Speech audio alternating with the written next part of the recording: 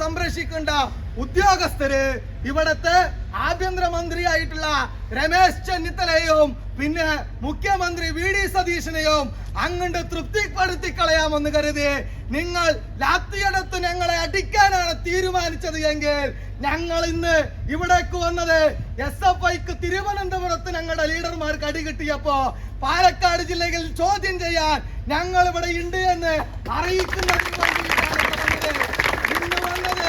200 പേരായിട്ടാണ്. നാളെ ചിലപ്പോ ഞങ്ങൾ വരിക 2000 പേരായിട്ടായിരിക്കും. അതിനടുത്ത ദിവസം ഞങ്ങൾ വരിക 20,000 പേരായിട്ടായിരിക്കും. നിങ്ങളെ കൊണ്ട് തടുത്ത കൂട്ടിയ കൂടൂല പോലീസുകാരെ, കൂടൂല. ഞങ്ങളുടെ തലയിൽ ഹെൽമറ്റ് വെച്ചിട്ടില്ല, ഞങ്ങളുടെ ദേഹത്ത് ഒരു പടച്ചട്ടയുമില്ല, ഞങ്ങളുടെ കയ്യിൽ ലാത്തിയുമില്ല. പക്ഷേ നിങ്ങൾക്കൊന്നുമില്ലാത്തത് ഞങ്ങൾക്കുണ്ട്.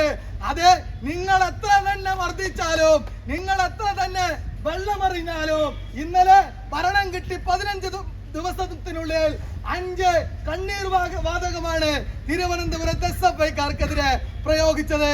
അതുപോലെ തന്നെ നിങ്ങൾ എത്ര തന്നെ കണ്ണീർ വാതകം പ്രയോഗിച്ചാലും, ഇനി നിങ്ങളുടെ എല്ലാം അരയിൽ തുരുകി വെച്ചിട്ടുള്ള തോക്കെടുത്ത് പ്രയോഗിച്ചാലും 1 ഇഞ്ച് പുറകോട്ട്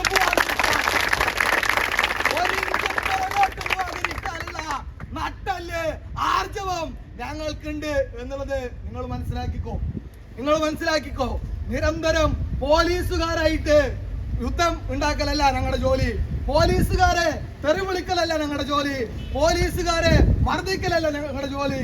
ഞങ്ങളുടെ ജോലി ഈ കേരളത്തിനകത്തെ വിദ്യാർത്ഥികളെ അവരുടെ വിദ്യാർത്ഥി വിഷയങ്ങളിൽ സംരക്ഷിക്കുക എന്നുള്ളതാണ്.